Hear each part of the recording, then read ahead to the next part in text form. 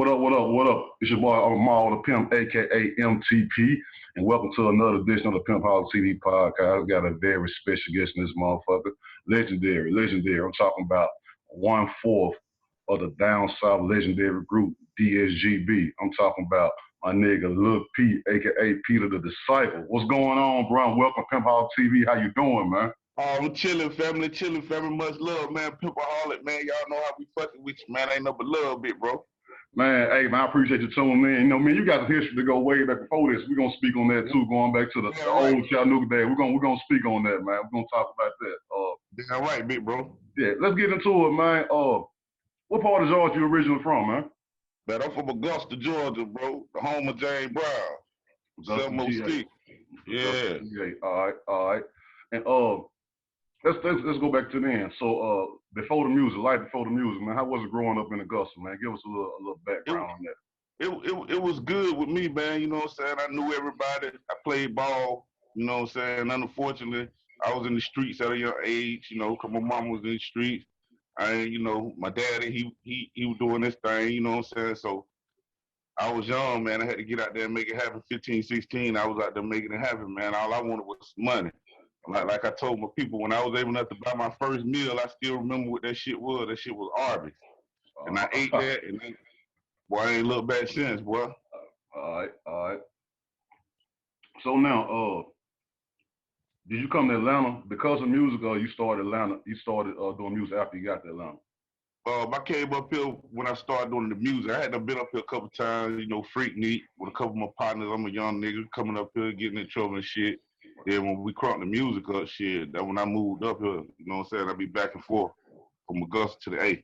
Okay, now, so speak on that. How did you actually get into the music scene? How did that come about for you? You feel like you were born to do this shit, or some shit that just kind of fell in your lap? That shit fell in my lap, bro.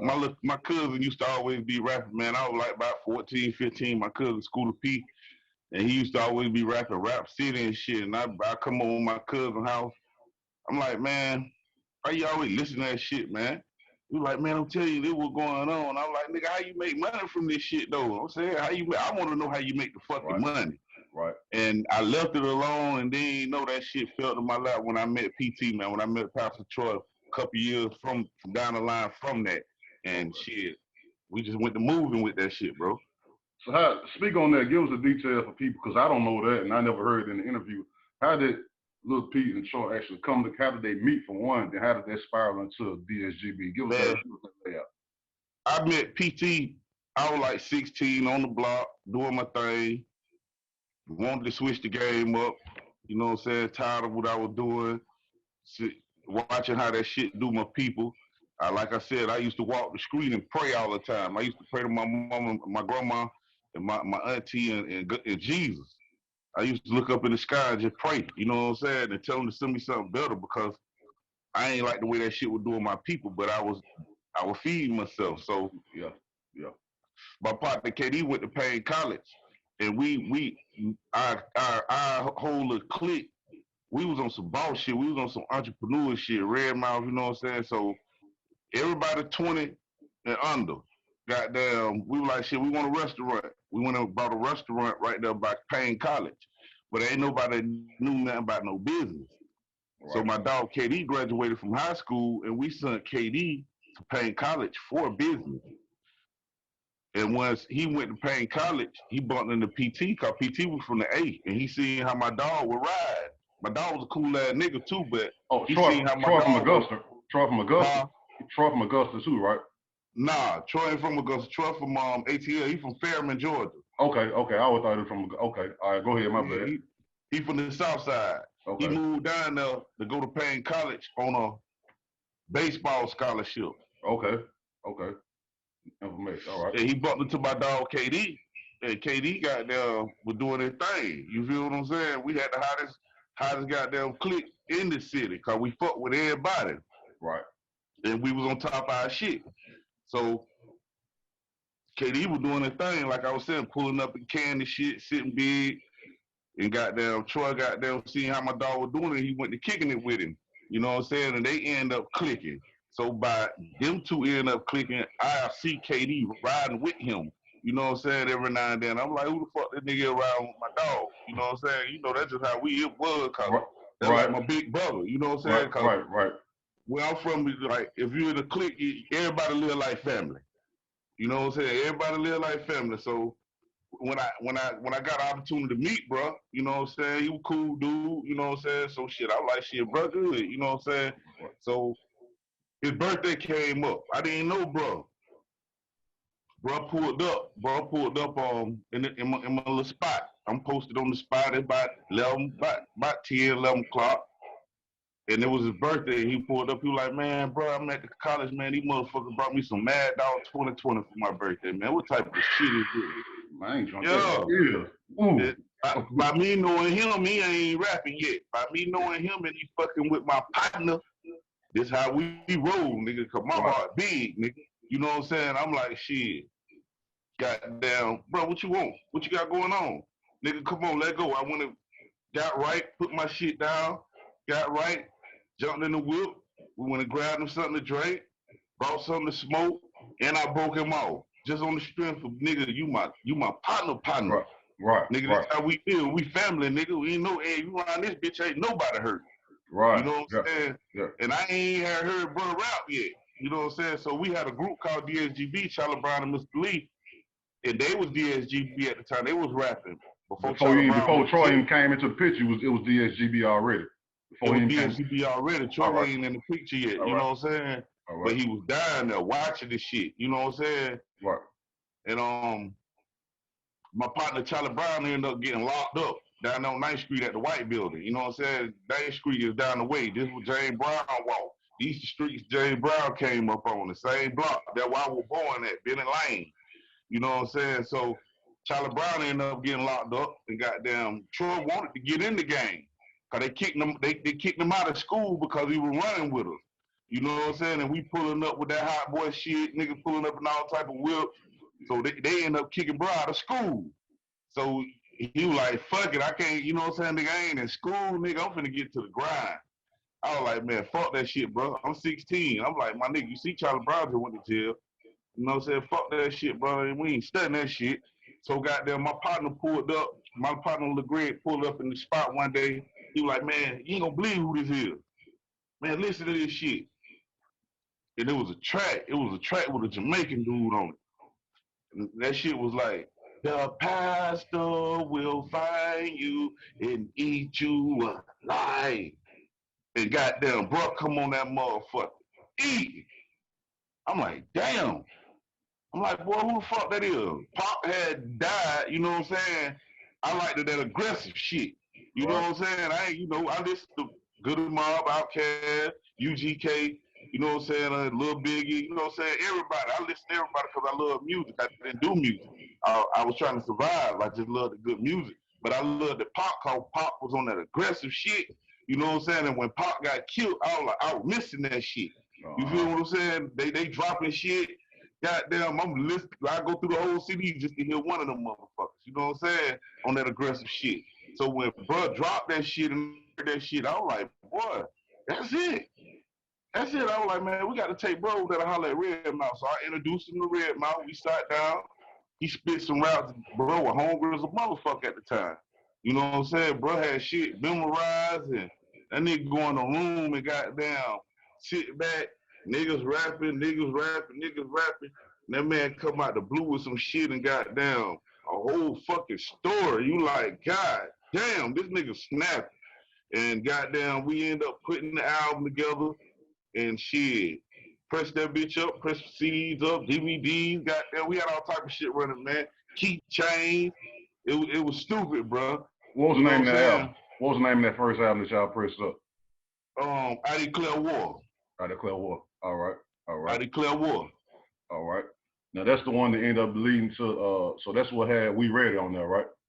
Yeah, We Ready. That's the one that had We Ready on that bitch. The Bible and the gun on the cover. Yeah. All right, so look, I'm glad I want to talk about that. So that's independent before the Universal situation, right? Independent. That bitch was full independent. We had them fucked up. All right, now if you can remember back then, because of course We Ready is what what reached the world. That's what got up here. That's the first time we ever heard of dude. And we didn't even know the fuck he was like. We're gonna talk about that too. You feel me? But, yeah. So how did y'all actually go about getting into the masses? Did you press up like 5,000 or 10,000 copies and start giving that bitch out? How did y'all? Because it took off. How did y'all distribute that in a way to make it? Man, it caught because like I told you, bro, we had the hottest clique in the city. And Augusta, Georgia is the second largest city in Georgia. So that bitch big. It's connected around, they broke it down back in the day because it's a retirement state. It's the home of the Masters. It's the home of the Masters, one of the biggest PGA golf tournaments in the world. So they don't want the eyeball on that bitch. They don't want that rap shit in that motherfucker. Take your ass 2 hours up the road, nigga. You feel what I'm saying? So, goddamn, and we put that shit together, bro. You know what I'm saying? And goddamn, it was like when we put that shit together, the whole city, bro, everybody got behind the shit because, like I said, we was the hottest niggas in the city and we was connected to everybody and one never no beef. You know what I'm saying? Everybody family. How can you beef with a motherfucker? All of my team know about giving money and fucking on something.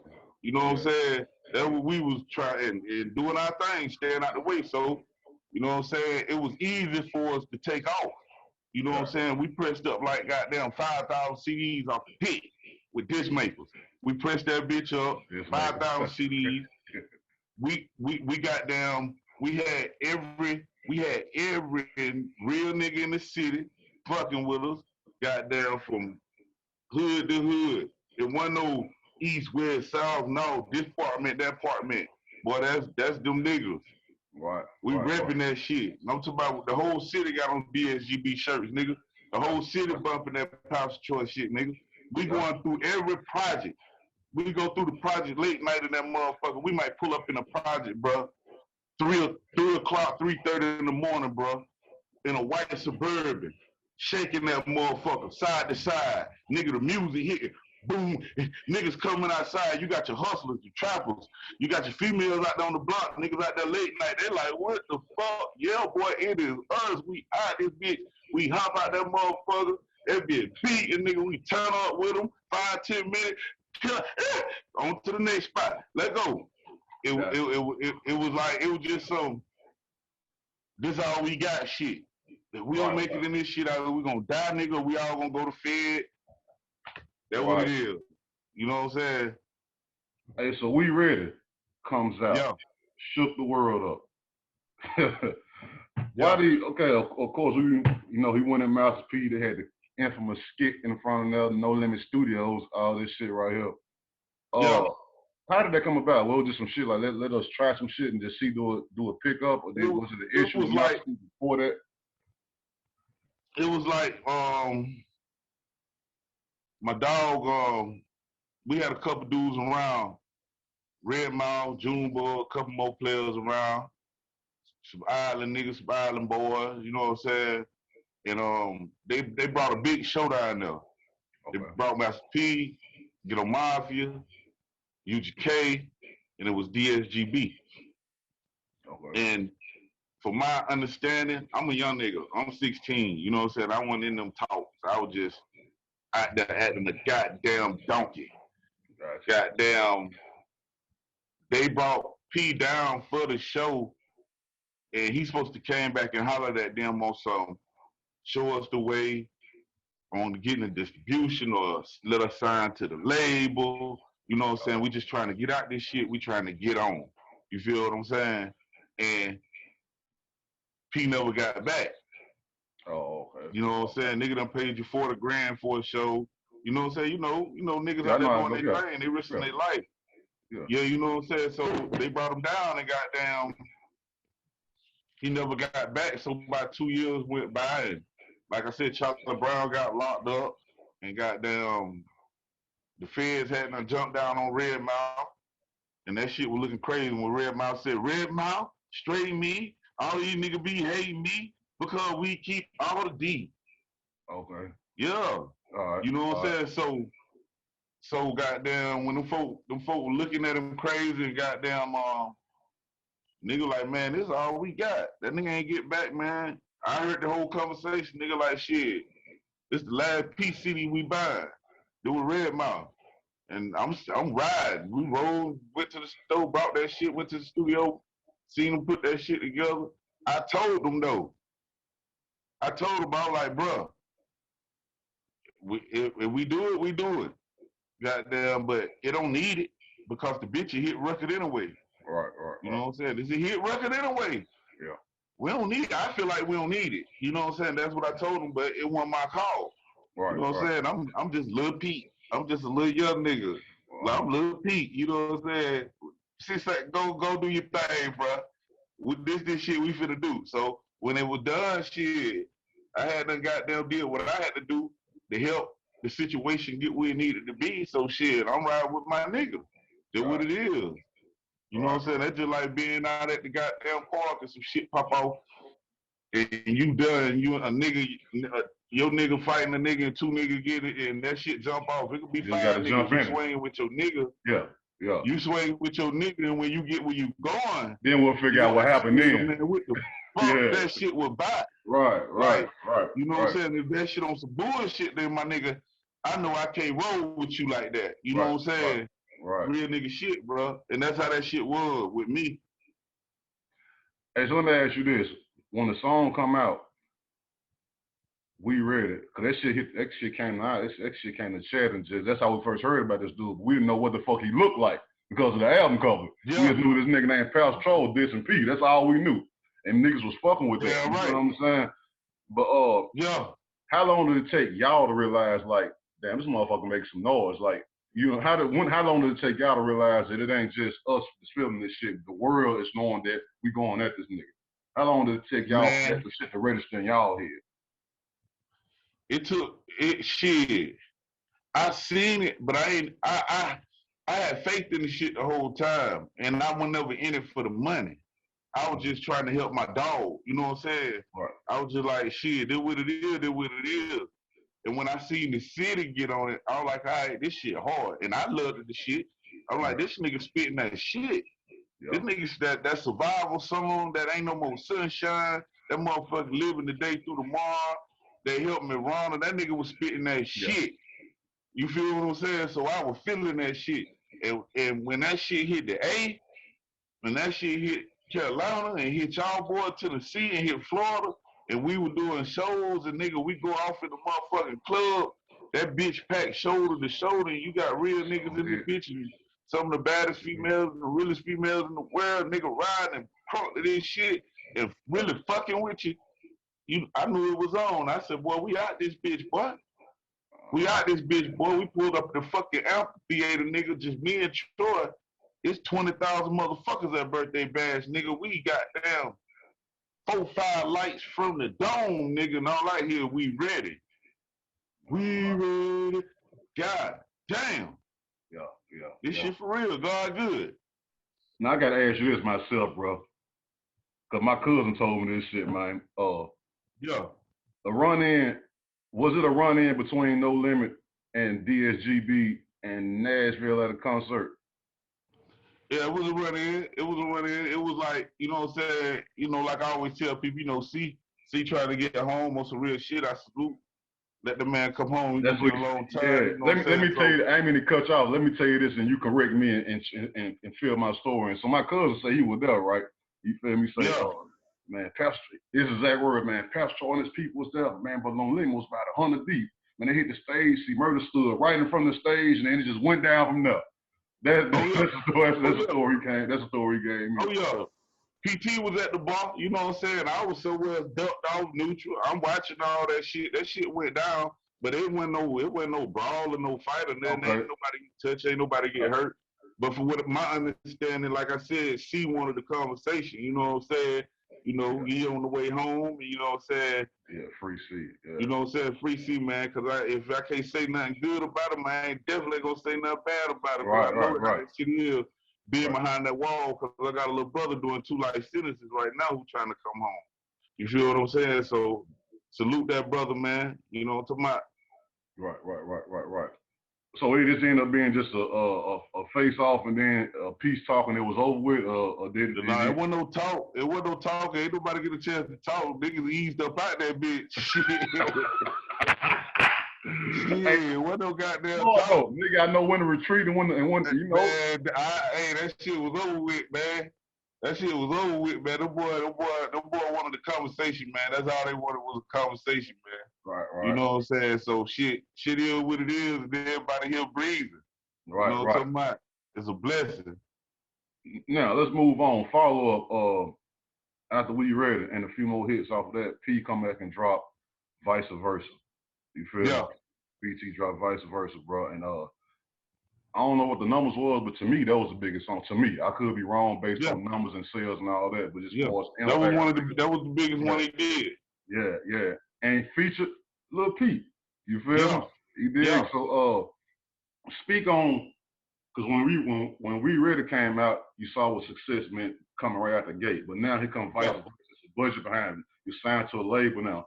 What's the difference between that versus the early success? What did you see as far as the difference in that? You know what I'm saying? It was shit. It was easier. All right. You know what I'm saying? At first, we did all the footwork. We had to pull up to them stores. We selling CDs. You know what I'm saying? Which that way niggas can't get comfortable at. Right. Because once the labels and shit get involved, you still got to have the same drive and the same push that you did when you didn't have the label. Right. You feel what I'm saying? Niggas get comfortable, but when at the beginning, niggas was super hungry, man. Niggas was trying to get it. You know what I'm saying? And with the label situation, your shit already at the radio station. Okay, you gonna owe these folks for this shit. Of course. But I don't give a fuck. If a motherfucker ready to goddamn this shit mob shit. You know what I'm saying? If a motherfucker give you $1 million just like a loan, if your ass walk in the bank and get $1 million, nigga, you have a good goddamn idea and invest in 2-3 different things and make that motherfucking $1 million grow and pay them folks back their money. Right. You feel what I'm saying? And that's how that shit goes. Recoup. They want to recoup. Yeah, but you got to. If we do some shit, we want to recoup. Right. If I got a label and I put a nigga out, I got to recoup. Right. If I can't, I count it as a loss. But if we making some money, my nigga, I need mine. Shit, that's just business. You know what I'm saying? And go ahead. My bad. Go ahead. No, you good. You just got to handle business when you dealing with them folks, man. Let me ask you this now. You've been independent. Y'all did the major deal with Universal. So in your mind, what do you prefer more, independent or having them people in your business? Which one is the best for you? What you think? Both got the ups and downs. With how shit done flipped though, with the internet and with how you can touch everybody and you your own label and it's all about your grind. Right now, hell yeah, independent. Because a bitch could drop something today and if it is what it is and the people like it, you out of here. Right. You out of here. You can touch the masses of the people the same way we on this motherfucker talking. You can touch the whole world with this shit. Right. You feel what I'm saying? So right now, today, I will pick independent. But I'm a businessman.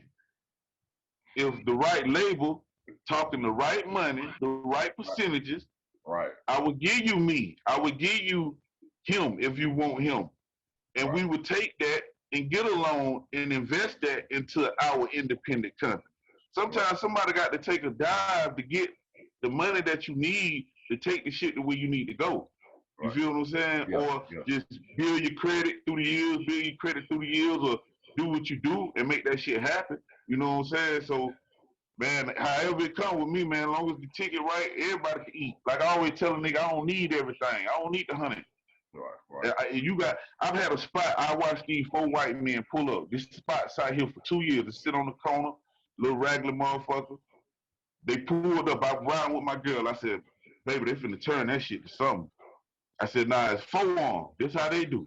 We gonna bust this shit down. 25, 25, 25, 25. It's 4 of y'all. They turn that shit into a chiropractor. All right, we got 25%. We go do that 3 more times, and everybody get 25% of that. Motherfucker, that end up to 100. Yeah.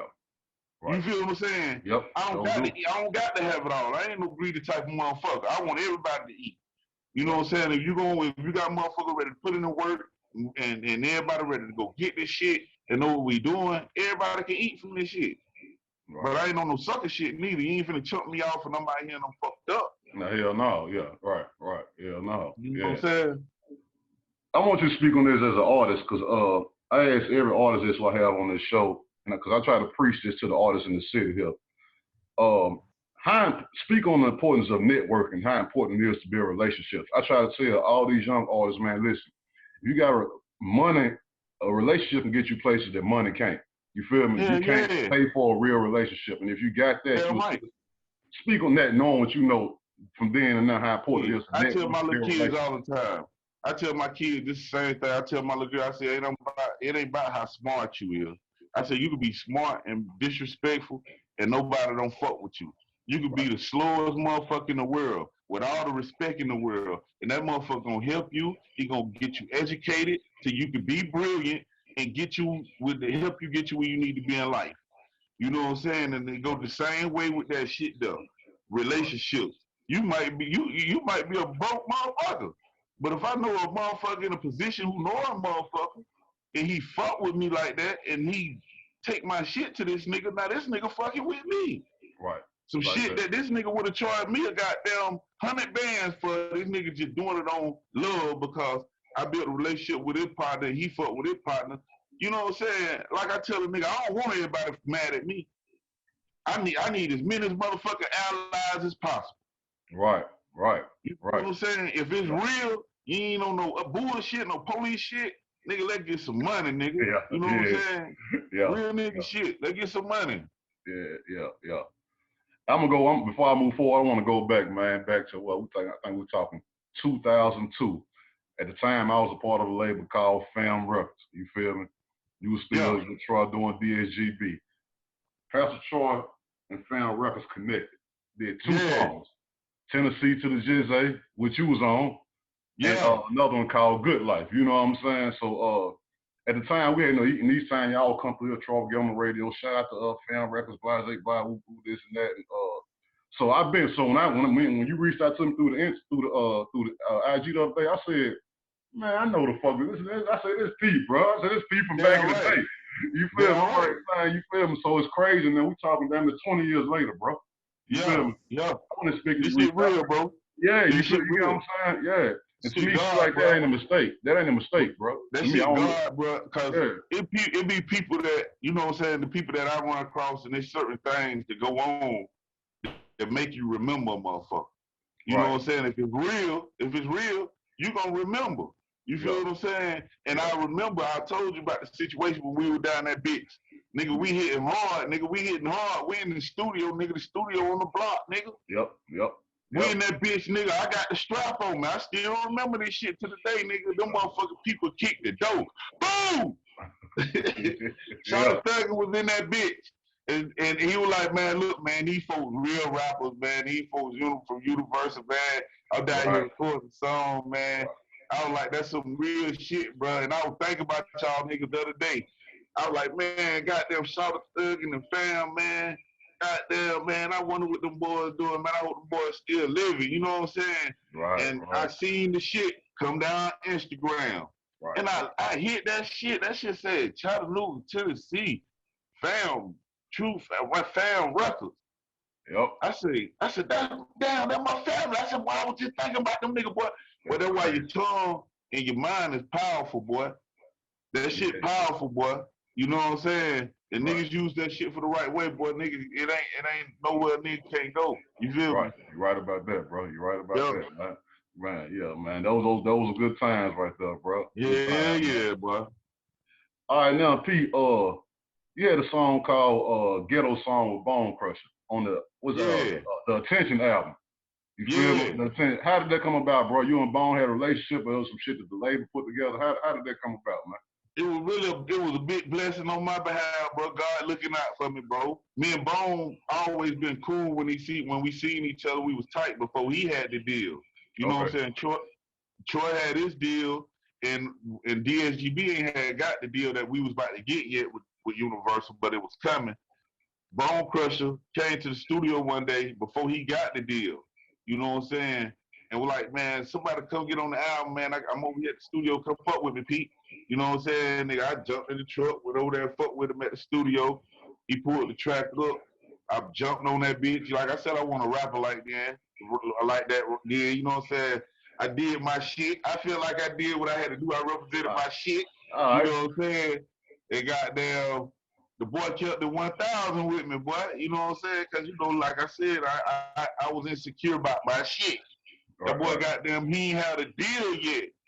And when he dropped down, ain't never scared, that bitch took off, and that when Jermaine Dupri came and gave him the deal. Right. He kept the song and put the song on the album. He could have easily said, nope, fuck that shit. Yep. You know what I'm saying? That nigga kept that shit on the album, boy, and I appreciate that shit. I tell him that every time I talk to him. That nigga always kept the 100 with me. But see, that was to me, and that's an example of niggas being real on both ends. For one, the realness starting off with you, meaning at the time he didn't have the deal, right? So yeah, you could easily, man, I ain't fucking that. What I'm getting out of that? You know what I'm saying? But instead, you go and do it, right? You do it. He was a nobody at the time. You do the song and treat him like he was level. Then you're right, bro. A year later, his song is the #1 song in the country. Out of here. And God bless me, I'm on that album. You feel me? And it started off being real from the heart, bro. I look at little small shit like that. I judge niggas off shit like that, bro. You feel me? God gonna make sure his people straight, bro. And whatever you put in this world, that's what you're gonna get out. Right, you feel me? Whatever you put in, that's what you're gonna get out. Because I'm the type of nigga, like, if I'm him right now to ask you to do that, and you to play me to the left, once I blew up, I wouldn't say nothing to you, but I would have never forgot that shit. I would have never forgot that shit. I would have never forgot that shit. Don't forget shit like that. And I would have played you accordingly. You know what I'm saying? Damn right. Yeah. Without saying shit. I would, yeah. You see me? Yeah. You see me? Right. Exactly, bro. Exactly.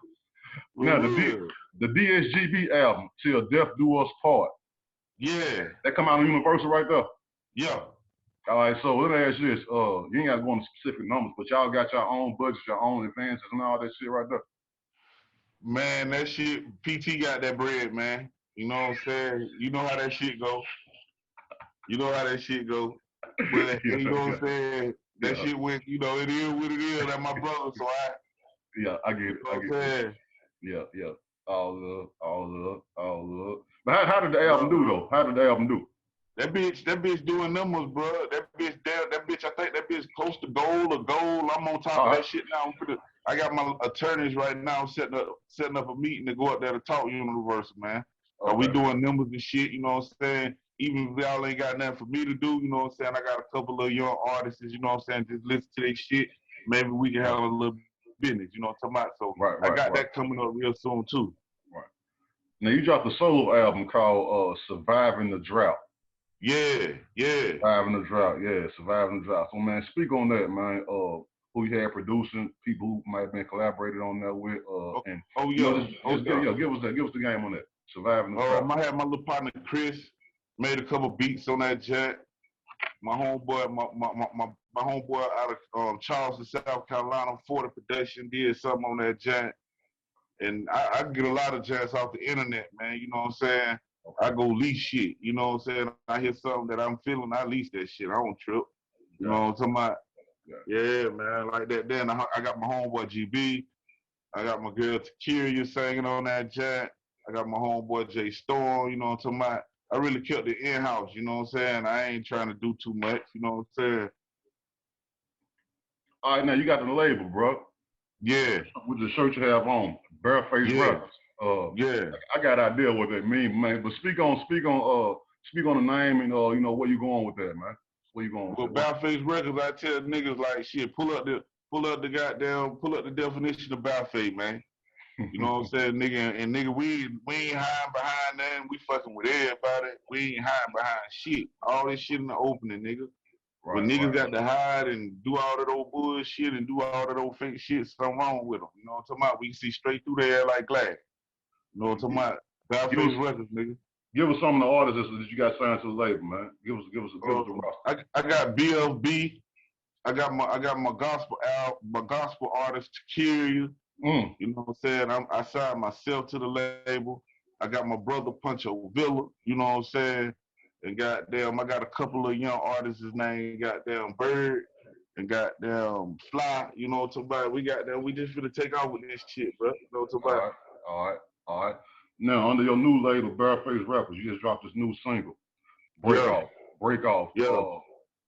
Speak on that, man. Where you going with that single, man? What's the concept behind it? You know, what's up? What's up with the Break Off single, bro? It's break off, like, you know what I'm saying? You in the strip club, female doing her thing, you know what I'm saying? You in that motherfucker, show some love, nigga. You know what I'm saying? If you ain't in there to goddamn show no love, you know what I'm saying? Sip that shit at home, my nigga. You know what I'm saying? They ain't not working hard for that shit. You know what I'm saying? Show some love. I don't give a fuck if it's $100. You know what I'm saying? Look out.